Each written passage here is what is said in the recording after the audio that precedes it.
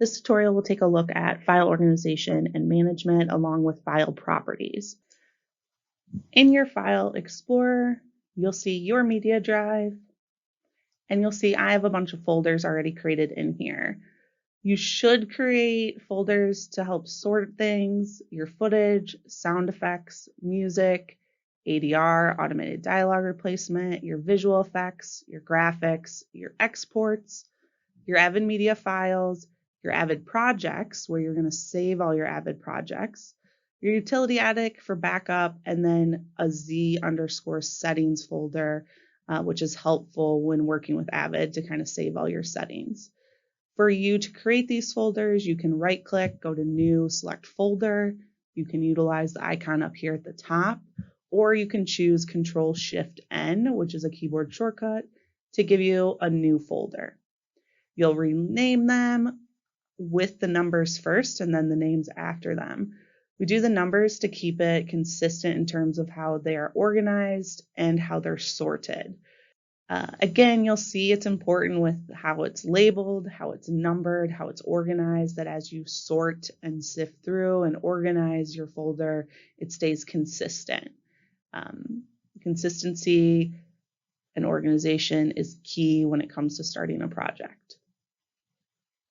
We're going to take a look at our footage folder. So up at the top, we have the 00_ footage. I'm going to double click into it and I'm going to go into my Guess Who footage. So this is actually from a film from 2005. And you can see here there's footage and audio. It's all recorded separately. So we'll go into the audio folder here. You're going to see that there's some files up at the top that have a period underscore. And if you look over at the file size, it's very small. If you scroll down, you'll see the same labeling just without a period underscore with a much larger file size. These are the actual files down here. I work strictly off of a Mac, so when I copy files over onto a PC, they tend to create a ._. So just be aware, do not link to these, do not try to open those. That's just strictly how a Mac and a PC are going to communicate. Instead, we're going to look at the proper file here, which is the 19_01. It's a WAV file, and we're going to go into the properties of it. In this file's property, you're going to see the file size, the location of it, when it's created, but importantly, the length here, the bit rate. You'll also see here what it tends to open with. PCs will default usually to Groove Music, or at least Windows will. So if you were to double click it, or if I right click here and I do open with, you can see how you have options here to choose what program or software application you want to open the file with. VLC Player tends to be the most friendly for opening any type of file, no matter the encoding for it. But if I just double click here, you'll see it opens it in Grooves Music, and we'll play a sample for you of what that file sounds like. If I go back to my footage folder here, go back into Guess Who, and now let's take a look at the actual footage itself from scene 19.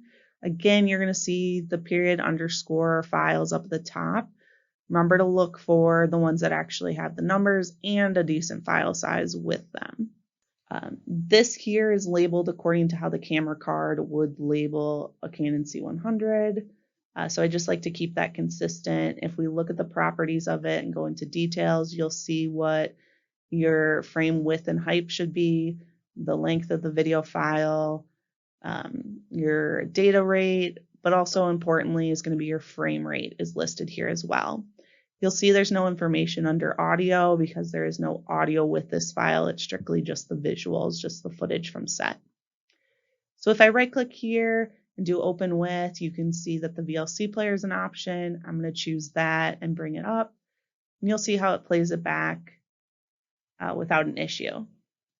If I were to just double click this file, it's going to open it into the Microsoft one, and it tells me it can't play it because of how it's encoded. So if we go back here into that file and open it with the VLC player,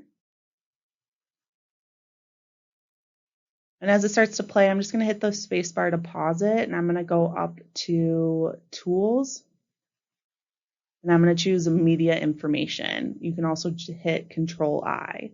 When I go to Kodak here, you're going to see it tells me what specific Kodak has been used on this file. So this is an Avid one. It's very finicky about what programs will actually open it and use it. So that's why VLC Player tends to be the best one to open any sort of encoding that your files may have.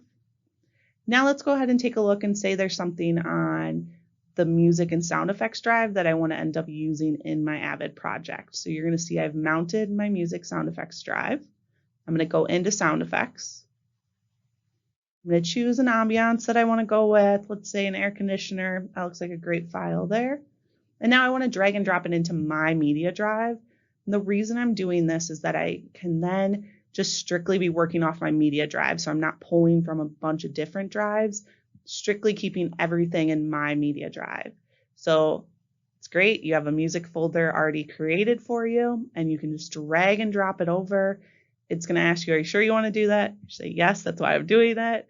And you can just let it drop it on into your media drive. Again, you keep it organized, keep it within your drive, and then you're always just working off of your media drive. So that's the only one you ever need to mount when you're working with an Avid. So it becomes super helpful to be able to do that. When again, you're done with everything, go ahead, unmount all your drives, sign out, and then you can restart the computer.